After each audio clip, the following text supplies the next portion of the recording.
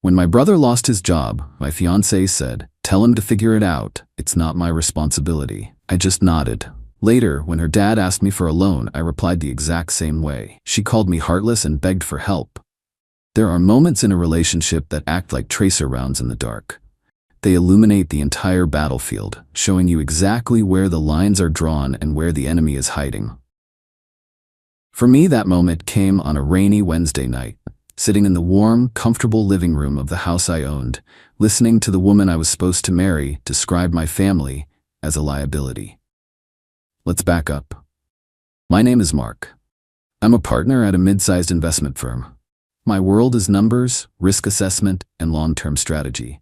I'm not an emotional guy, but I am a loyal one. Family, to me, is a non-negotiable bond. My younger brother, David, is my best friend. We grew up with nothing, relying on each other while our parents worked 2 jobs each. That kind of bond doesn't just fade away. My fiancée, Isabella, came from a different world. Her father, Richard, was a self-proclaimed serial entrepreneur who was always one big deal away from changing the world. And her mother, Eleanor, was a woman whose primary occupation was managing the family's social calendar. They lived in a big, mortgage-to-the-hilt house and drove leased luxury cars. They were experts in the art of appearing wealthy. I saw the signs, of course. The casual mentions of temporary cash flow issues, the way Richard would steer conversations toward my portfolio. But I loved Isabella, and I thought her family's financial theater was just a quirk. An old money habit of keeping up appearances. 2 months ago, the bottom fell out for my brother. The tech company he worked for as a senior developer had a massive round of layoffs, and his whole department was eliminated. It was a brutal, no-warning situation. He has a wife, Sarah, and 2 young kids. Their whole life was built around that income. David called me the day it happened, his voice hollow with shock. He wasn't asking for a handout, just for advice. He was terrified. That night, I brought it up with Isabella. We were in the kitchen and I was making dinner. I laid out the situation. David's job loss, his mortgage, the kids. I told her I was thinking of helping them out, maybe covering their mortgage payments for a few months to give them some breathing room while David looked for a new job. I expected empathy, support, a discussion. What I got was a cold, hard wall of indifference. She didn't even look up from her phone, where she was scrolling through pictures of wedding venues. "That sounds stressful for him," she said, her tone flat and dismissive. "It is," I said, pressing the issue. "I think we should help. We can easily afford it." She finally looked at me, a flicker of annoyance in her eyes. "Mark, why is that our problem? He's a grown man with a family. He needs to stand on his own 2 feet. I was taken aback by the callousness. "He just lost his job, Izzy. He's not asking for a handout. He's in a crisis. This is what family does." "No," she said, her voice sharp and final. "This is what your family does. My family handles their own affairs. We have a wedding to pay for, a honeymoon. We can't be bailing out your brother every time he hits a rough patch. Tell him to figure it out. It's not my responsibility." And there it was, the tracer round. In that one cold sentence, she showed me everything I needed to see. My family was a line item on a budget, a potential drain on the resources she considered hers. Her family, with their endless financial drama, was a noble cause. Mine was a burden. I didn't argue. I didn't raise my voice. A profound and chilling clarity washed over me. The woman I was about to marry had just failed the most important test of her life. The engagement, in my mind, was over. The wedding was a fiction. The only thing left to do was to manage the fallout and make sure she understood, in the clearest possible terms, the true meaning of the words, "not my responsibility." I just nodded. "You're right," I said, my voice calm. "It's not your responsibility." She gave me a satisfied smile and went back to her phone, convinced she had won the argument. She had no idea she had just lost everything. Update 1. The weeks following that conversation were a quiet, methodical preparation for a war Isabella didn't even know was coming. On the surface, I was the perfect fiancé. I feigned agreement with her on everything. I let her believe her cold dismissal of my brother was a settled issue.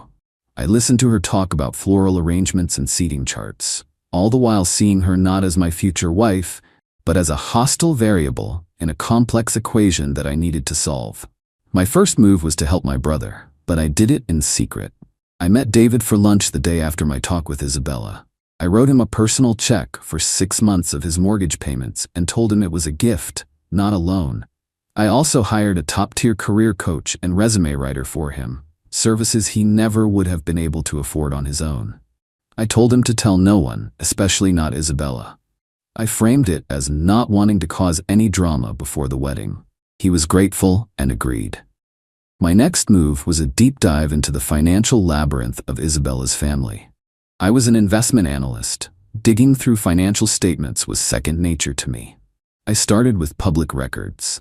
Richard's history was a graveyard of failed LLCs and small claims court judgments.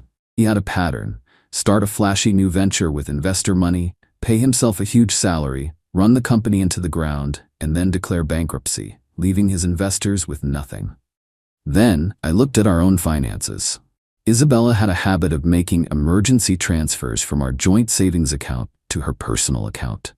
They were never large amounts, usually just a few $100s at a time, but they were consistent.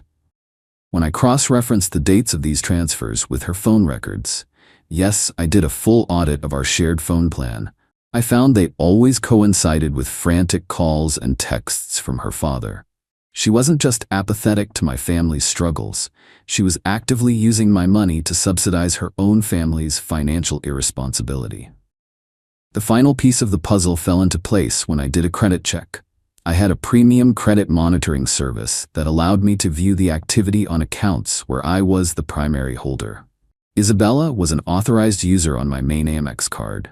I noticed a series of large payments to a single vendor I didn't recognize, a company called Prestige Event Solutions. A little digging revealed it was the parent company of the ultra-exclusive country club where her parents were members. She had been using my credit card to pay her parents' membership dues for the last 6 months, disguising them under a vague corporate name. The deception was breathtaking in its scope. She wasn't just a woman with different values, she was a willing participant in a long-term financial con, with me as the mark. While I was uncovering this, David, with the help of the career coach, was thriving. He landed 3 interviews in 2 weeks. A month after being laid off, he accepted a new position as a director of engineering at a more stable company, with a 20% raise and a signing bonus. When he told me the good news, the relief in his voice was overwhelming. He tried to pay me back the money I had given him, but I refused. I told him to put it towards his kids' college funds. I let Isabella know that David had found a new job. Her reaction was a smug, self-satisfied nod. "See?" she said, as if this proved her point. He figured it out. It's always better to let people handle their own problems. The irony was so thick, I could have cut it with a knife. With the evidence I needed in hand, and my brother safely on his feet, I moved to the final phase of my plan. I knew the ask was coming. Richard's latest venture, some half-baked import-export scheme, was imploding. The panicked calls to Isabella were becoming more frequent. It was only a matter of time before they turned to me. I didn't have to wait long. Isabella came to me one evening, her expression a carefully crafted mask of concern. She told me her father was facing a temporary setback and needed a bridge loan to secure a big contract that would make everything right. She was asking for $50,000. I listened patiently. I asked to see the business plan, the financials, the contract. She produced a glossy, GovMac, professionally printed brochure that was full of buzzwords and projections but contained zero actual substance. It was the kind of proposal you give to a fool. "I'll need to think about this," I said, my voice grave. "This is a significant amount of money.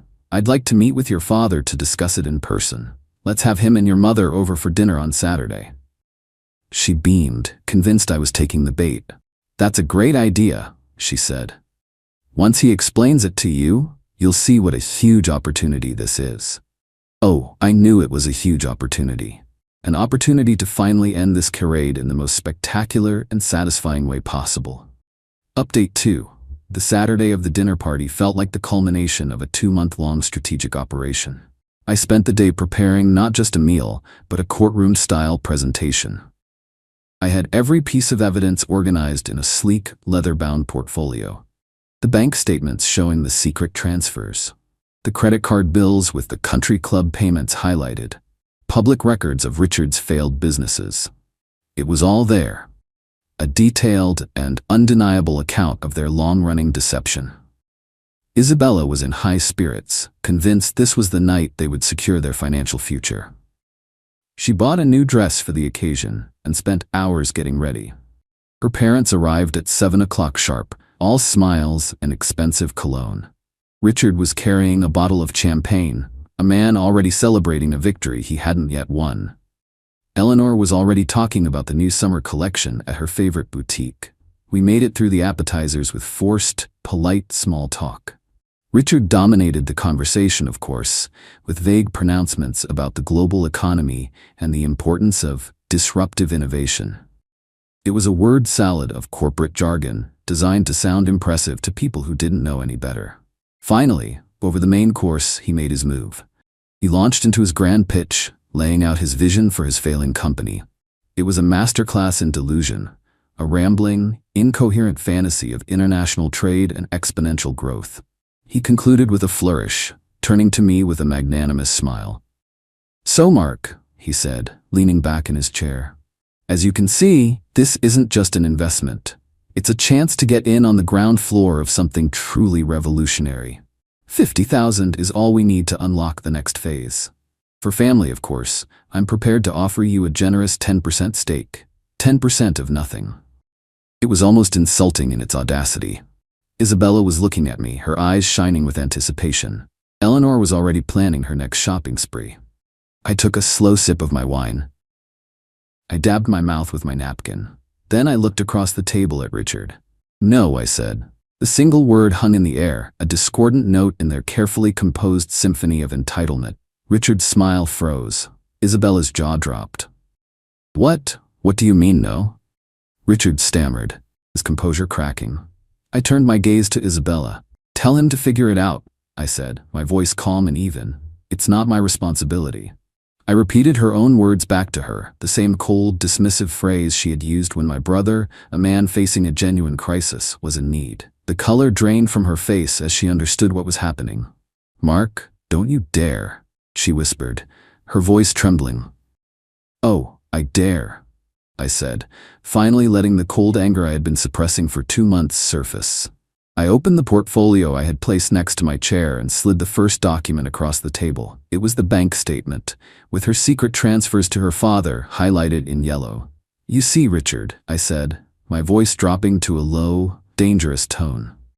"I'm not a bank, and I'm certainly not a fool. For the last year, your daughter has been siphoning money from our joint account to you, a little bit at a time, hoping I wouldn't notice. I did."